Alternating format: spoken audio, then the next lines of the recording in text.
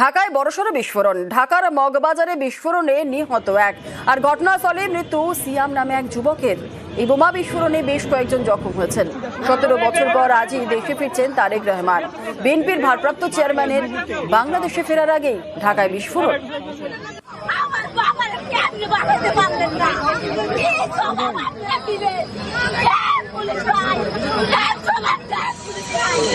ঢাকায় বড়সড় বিস্ফোরণ। ঢাকার মগবাজারে বিস্ফোরণে নিহত এক, ঘটনাস্থলেই মৃত্যু সিয়াম নামে এক যুবকের।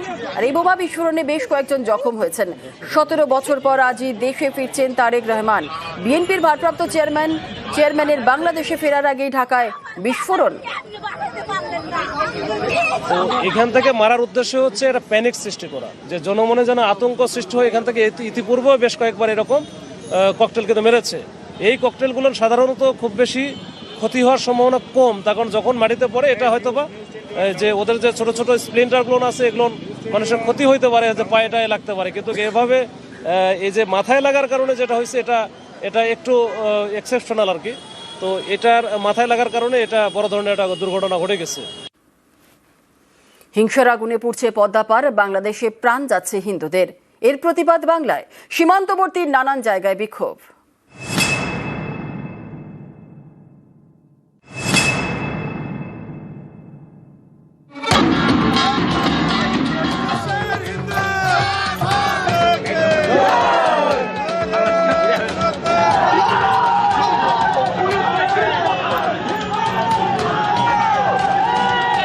সরকার, কেন্দ্রীয় সরকারের উচিত এক্ষুনি যেমন পাকিস্তানে সার্জিক্যাল স্ট্রাইক করেছে, বাংলাদেশের সার্জিক্যাল স্ট্রাইক করে ওই উগ্রপন্থীদের সমূলে ধ্বংস করে দেওয়া উচিত।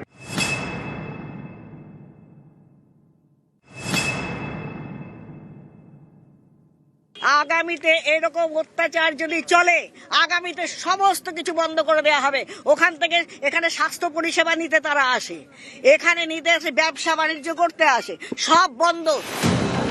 বাংলাদেশ এই দেশের জন্ম হয়েছে ভারতের হাত ধরে। সেই দেশেই এখন ভারতের জন্য বিদ্বেষের পাহাড়। বেছে বেছে মারা হচ্ছে হিন্দুদের। কয়েকদিন আগে দীপু দাসকে পিটিয়ে পুড়িয়ে মেরে ফেলা হয়।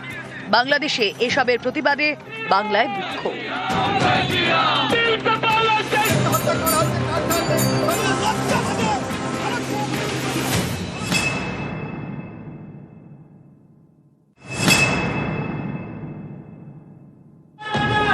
উত্তর 24 পরগনার বনগায় পেট্রাপোল সীমান্ত। ভারত বাংলাদেশের মধ্যে সড়ক বাণিজ্যের গেটওয়ে। পেট্রাপোল থেকে ট্রাকে লরিতে পণ্য রপ্তানি করা হয় ওপারে। এই সীমান্ত লাগোয়া বনগার জয়ন্তীপুর বাজার থেকে বুধবার মিছিল শুরু করে সনাতনী ঐক্য পরিষদ। মিছিলে অংশ নেন 2 বিজেপি বিধায়ক, অশোক কীর্তনিয়া, অসীম সরকার। পেট্রাপোল বন্দরে গিয়ে মিছিল শেষ হয়।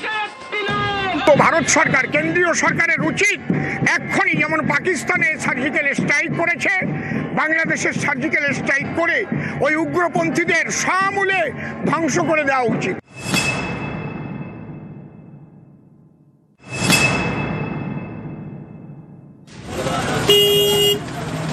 উত্তর 24 পরগনার বসিরহাটে খোজাডাঙ্গা সীমান্ত।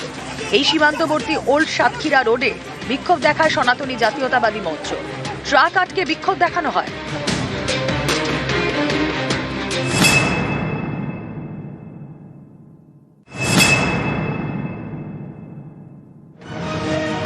জলপাইগুড়ির ফুলবাড়ি, ভারত বাংলাদেশ সীমান্ত।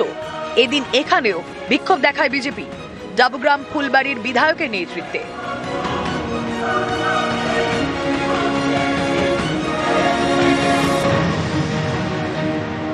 আগামীতে এরকম অত্যাচার যদি চলে, আগামীতে সমস্ত কিছু বন্ধ করে দেওয়া হবে।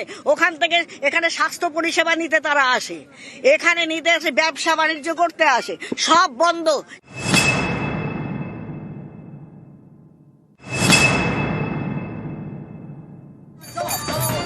মালদার মনোহরপুর মুচিয়া, ভারত বাংলাদেশ সীমান্তবর্তী এলাকা। এখানে বিক্ষোভ দেখান স্থানীয়রা।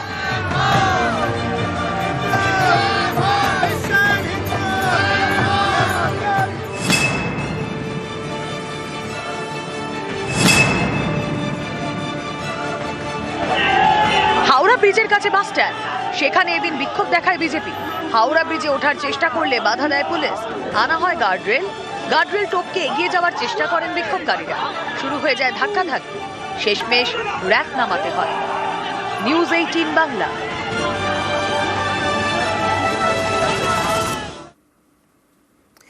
ওপার বাংলায় হিন্দু হত্যা, এপার বাংলায় গরম রাজনীতি। পথে নেমে প্রতিবাদ বঙ্গ বিজেপির।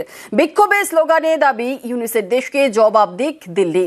এটা কি কৌশলে কেন্দ্রের ওপর চাপ তৈরির চেষ্টা, যাতে কেন্দ্র কোনো পদক্ষেপ করলে ভোটের বাংলায় আরও মেরুকরণের অস্ত্রের শান দেওয়া যায়?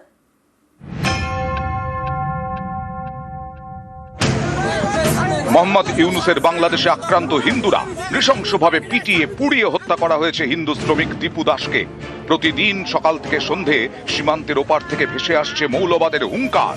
মঙ্গলবার রাতে চট্টগ্রামের পশ্চিম বণিকপাড়ায় হিন্দুদের গ্রামে আগুন ধরিয়ে দেওয়া হয়। বাড়ির দরজা বাইরে থেকে বন্ধ করে আগুন লাগানো হয়েছে। ওপারে হিন্দুদের ওপর অত্যাচার, এপারে পথে নেমেছে গেরুয়া শিবির। প্রথমে কলকাতায় বাংলাদেশের ডেপুটি হাইকমিশনের সামনে প্রতিবাদ।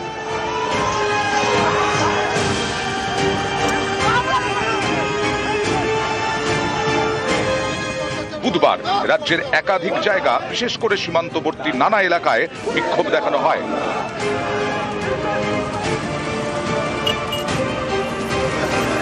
বিক্ষোভে স্লোগানে বাংলাদেশে হিন্দু হত্যার প্রতিবাদ, সেই সঙ্গে দাবি হিন্দু হত্যা বন্ধ হোক। বাংলাদেশকে সবক শেখাক নয়াদিল্লি। এটা কি কৌশলে কেন্দ্রের ওপর চাপ তৈরির চেষ্টা? ওখানে কিছু করতে গেলে সবাইকে মিলে ভাবতে হবে, ভারতবর্ষের সরকারকেও ভাবতে হবে। এদের জন্য ওষুধ দিতে হবে, সেই ওষুধ তো আছে ভারতের হাতে। এই জামাতিদেরকে ভদ্র করতে গেলে একবার ওষুধ দেওয়া দরকার আছে, খুব কড়া ডোজের ওষুধ দেওয়া দরকার। বাংলাদেশে হিন্দু হত্যার প্রতিবাদে পথে নেমেছে বঙ্গ বিজেপি। অনেকের মতে প্রতিবাদের পাশাপাশি এই পদক্ষেপের নেপথ্যে রাজনীতির অঙ্কও রয়েছে। কারণ বাংলাদেশ ইস্যুতে কেন্দ্র কোনো পদক্ষেপ করলে তাকে রাজনৈতিকভাবে ব্যবহারের সুযোগ পেয়ে যাবে বঙ্গ বিজেপি। ভোটের বাংলায় মেরুকরণের অস্ত্রে আরও শান দিতে পারবে, প্রচার করতে পারবে বিদেশেও হিন্দুরা আক্রান্ত হলে তাদের পাশে রয়েছে পদ্ম শিবির। নিউজ 18 বাংলা। নয়াঞ্জলিতে চলছে নির্মাণ। জলপাইগুড়ির ধূপগুড়িতে নয়াঞ্জলি দখলের অভিযোগ। পুলিশের দাবি বুধবার নির্মাণ কাজ বন্ধ করে দেওয়া হয়। আর পশ্চিম মেদিনীপুরে একেবারে অন্য ছবি। চন্দ্রকোনায় তৈরি হচ্ছে কালভার্ট, আর এই কাজের জন্য খোঁড়া মাটি বিক্রির অভিযোগ। মানতে নারাজ ঠিকা সংস্থার কর্মী। সরকারি জায়গা দখল করা মানে ওটা জোর জাবস্তি। হ্যাঁ, ওটা তো যার পয়সা আসে সে করতে পারে। আমাদের পয়সা নাই, আমার আর বলারও আমাদের কিচ্ছু নাই। জলপাইগুড়ির ধূপগুড়ি, এখানকার পূর্ব মাগুরমারি এলাকায় জাতীয় সড়ক লাগোয়া নয়াঞ্জলি। এই নয়াঞ্জলিতে ভরাট করে চলছে নির্মাণ কাজ দিন 15 ধরে। অভিযোগের আঙুল স্থানীয় জমি মাফিয়ার দিকে। এটা তো সরকারি জায়গা, এখানে প্রত্যেক বছর বৃষ্টির সময় এখানে কিন্তু প্রচণ্ড জল আটকে এখানকার আমাদের এই এলাকা পুরো ডুবে যায়। উনি যদি এটা মাটি ভরাট করেন আর এইটা যদি বন্ধ করে দেন, এই হিম পাইপ দিয়ে তো জল যাবে না। এখানে তো এই যে জমি কিনছে, জমি যাওয়ার রাস্তা হবে। আচ্ছা, জমি কিনছে, কে জমি কিনছে? মালিকের নাম জানি না। আচ্ছা, কার কাজ করছেন, কে কাজ দিয়েছে আপনাদেরকে? বাবলু। তো এটা তো সরকারি নয়াঞ্জলি, সরকারি জায়গা। এখন আমরা কি হবে, আমরা তো পয়সার ওভাবে কাজ করছে, তাহলে আমরা কি, মালিক করাচ্ছে, আমরা কি করবো? বুধবার ঘটনাস্থলে যায় ধূপগুড়ি থানার পুলিশ। আইসির বক্তব্য, নয়াঞ্জলিতে নির্মাণ কাজ বন্ধ করে দেওয়া হয়েছে। পশ্চিম মেদিনীপুরের চন্দ্রকোনা, এখানকার মানিককুণ্ড পঞ্চায়েত এলাকায় কালভার্ট তৈরি করছে পূর্ত দফতর। এর জন্য খোঁড়া হয়েছে মাটি। অভিযোগ, এই মাটি ট্রাক্টরে করে নিয়ে যাচ্ছে ঠিকা সংস্থা। চড়া দামে তা বিক্রি করা হচ্ছে। বিভিন্ন ব্যক্তিগত লোককে ট্র্যাক্টরে করে বিক্রি করা হচ্ছে। আমরা তারপরে এখানে যে কন্ট্রাক্টরের যে দায়িত্বে আছে তাকে বলি, উনি সঠিক কোনো তথ্য দিতে পারছেন না। বলছেন যে আমাদেরকে কন্ট্রাক্টর বলেছে আর আমরা ওই জন্য বিক্রি করছি। আচ্ছা বলুন তো, এই যেখান থেকে মাটি বিক্রি হচ্ছে, গ্রামের লোকেরা অভিযোগ করছে, আপনারা কি মাটি বিক্রি করছেন? সাইডে পড়েছিল, 2-1 গাড়ি দেওয়া হয়েছিল, ঠিক আছে, মাটি তেমন বিক্রি হয়। 2-1 গাড়ি কি আপনারা দিতে পারেন? 1 গাড়িও কি দিতে পারেন? তাহলে আপনারা যে দিচ্ছেন,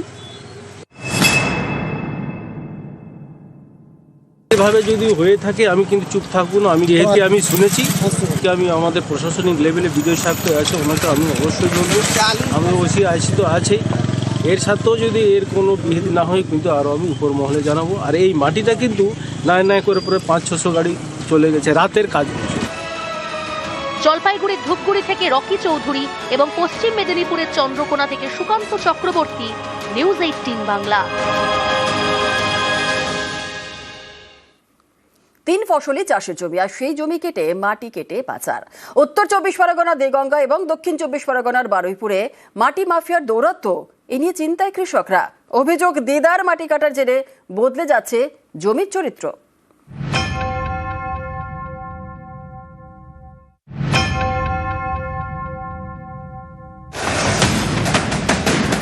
এটা 3 ফসলি চাষের জমি। এই জমিতেই মাটি মাফিয়ার নজর, কেটে নেওয়া হচ্ছে মাটি। এতটাই গভীর করে মাটি কাটা হয়েছে, দেখলে মনে হবে যেন ডোবা। তারপর সেই মাটি ট্রাক্টরে তুলে পাচার। এই ছবি দক্ষিণ 24 পরগনার বারুইপুরের রামনগর 2 নম্বর গ্রাম পঞ্চায়েত এলাকার। এখানে বিঘার পর বিঘা চাষের জমি, সবই 3 ফসলি। অভিযোগ, এই সব জমি কিনে নিচ্ছে মাটি কারবারিরা। তারপর আর্থ মুভার নামিয়ে অনেকটা গর্ত করে কাটা হচ্ছে মাটি, সেই মাটি ট্রাক্টরে চাপিয়ে পাচার। অভিযোগ, এই সব ট্রাক্টর যাতায়াত করে পাশের চাষের জমির উপর দিয়ে। এতে একদিকে যেমন জমির দফা রফা, আরেকদিকে গভীর করে মাটি কাটার জন্য পাশের জমিরও ক্ষতি হচ্ছে, ক্ষয়ে যাচ্ছে মাটি। এতে চিন্তায় কৃষকরা। পুকুর কাটতে খুব ক্ষতি হচ্ছে। বর্ষার সময় যখন চাষ করতে যাব তখন দেখেও জানতে না পারলে তখন ডুবে যাবে। ডাডালের হাতে তুলে যাচ্ছে, ডাডালেরা বিক্রি করছে। মাটি কাটাটা বন্ধ হলে খুব ভালো হয়। মঙ্গলবার রাতে বারুইপুরে অভিযানে নামে পুলিশ। মাটি পাচারের অভিযোগে বেশ কয়েকজনকে গ্রেফতার করা হয়, বাজেয়াপ্ত করা হয় 7টি ট্রাক্টর। প্রায় 9 জন অ্যারেস্ট হয়েছে এবং বেশ কিছু ট্রাক্টর এবং ট্রলি অ্যারেস্ট করে নিয়ে গেছে বারুইপুর থানা থেকে।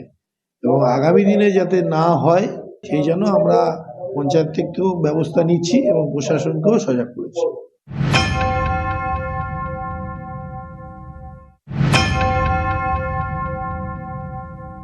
কত ফুট করে কাটা হচ্ছে? Minimum 10 foot. এতে তো জমির ভারসাম্য নষ্ট হয়। সেটা তো, ওটা তো আমি যখন কিনছি আমার জমি, আমি কি করবো সেটা আমার তো ব্যাপার থাকতে পারে।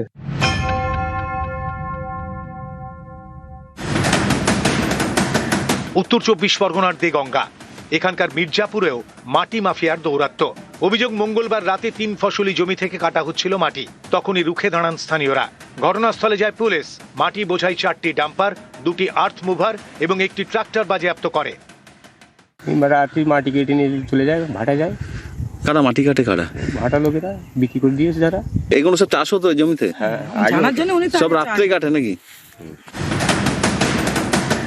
চাষের জমি থেকে মাটি কেটে পাচার। অভিযোগ, এর জেরে জমির চরিত্র বদলে যাচ্ছে, ক্ষতি হচ্ছে ইকোসিস্টেমে। আমরা যখনই একটা জায়গার মাটি কেটে নিয়ে সেই মাটিটাকে অন্য জায়গায় চালান করে দিচ্ছি, মানে আমরা একটা ইকোসিস্টেমকে নষ্ট করে দিচ্ছি। তার পরোক্ষ প্রভাব কিন্তু পরিবেশে পড়ে, আলটিমেটলি পরিবেশের ভারসাম্য নষ্ট হয়। উত্তর 24 পরগনা থেকে জিয়াউল আলম এবং দক্ষিণ 24 পরগনা থেকে অর্পণ মণ্ডল, নিউজ 18 বাংলা। পর্তুগিজ চার্চে মুখ্যমন্ত্রী। ক্রিসমাস ইভ উদযাপনে চার্চে মুখ্যমন্ত্রী মমতা বন্দ্যোপাধ্যায়, আর ক্রিসমাস ইভের প্রার্থনায় সামিল হন মমতা। আমাদের সকলের হয়ে দিদিকে শুভেচ্ছা পুষ্পস্তবক। প্রথমে আমাদের কৃষক মহোদয়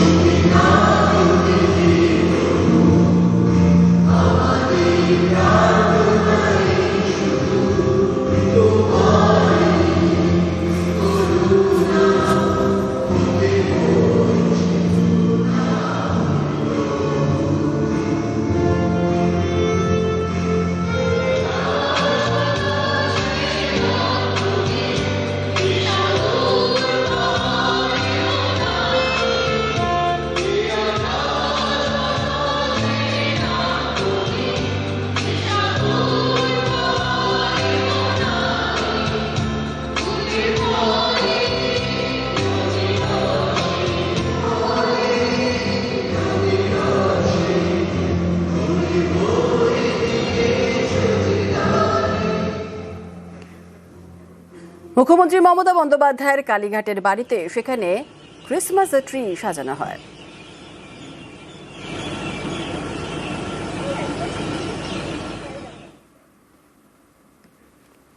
আজ বড়দিন, আর বড়দিনের মোডে রয়েছেন বাঙালিরা। পার্ক স্ট্রিট থেকে বোবারক, জমজমাট কলকাতা থেকে জেলা, বিশু বন্দনায় পাহাড় থেকে সাগর, ফেস্টিভ্যালে খাওয়া দাওয়া আর দিদার মজা।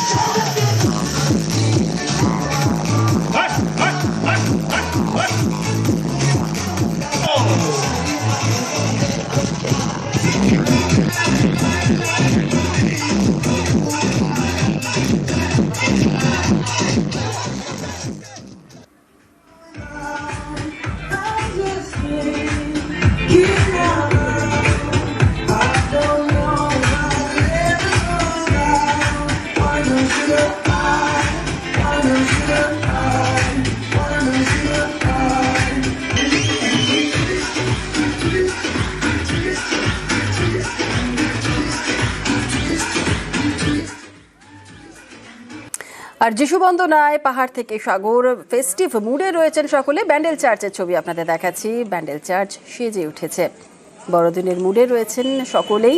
বাঙালিরা যেমন মুডে রয়েছেন বড়দিনের, আর ব্যান্ডেল চার্চের ছবি দেখছেন সেখানে কিন্তু ফেস্টিভ মুডে রয়েছেন সকলে। আলোয় সাজানো হয়েছে ব্যান্ডেল চার্চ। আর এর পাশাপাশি শিলিগুড়ির দিকেও নজর রাখি, শিলিগুড়িও কিন্তু সেজে উঠেছে, দেখছেন সেই ছবি। শিলিগুড়িতে বড়দিনের মুডে রয়েছেন সকলে, চারিদিক আলোয় আলোয় সেজে উঠেছে শিলিগুড়ি, আর সেজে উঠেছে পাহাড়ও। কালিম্পংয়ের ছবি দেখছেন, কালিম্পংয়ের চার্চ, সেই চার্চও কিন্তু সেজে উঠেছে।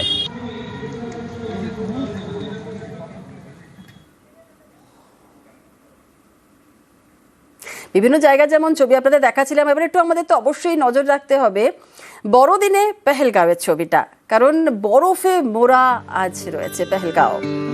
দেখুন সেই ছবি, সাদা চাদরে মরে গিয়েছে পেহেলগাঁও।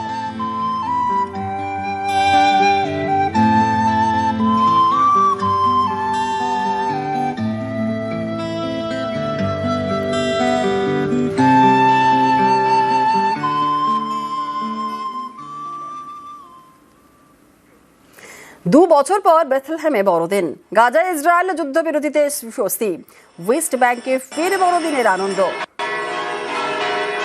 2023 থেকে গাজায় হামলা ইসরায়েলের, আর 2 বছর বন্ধ ছিল বড়দিন উদযাপন।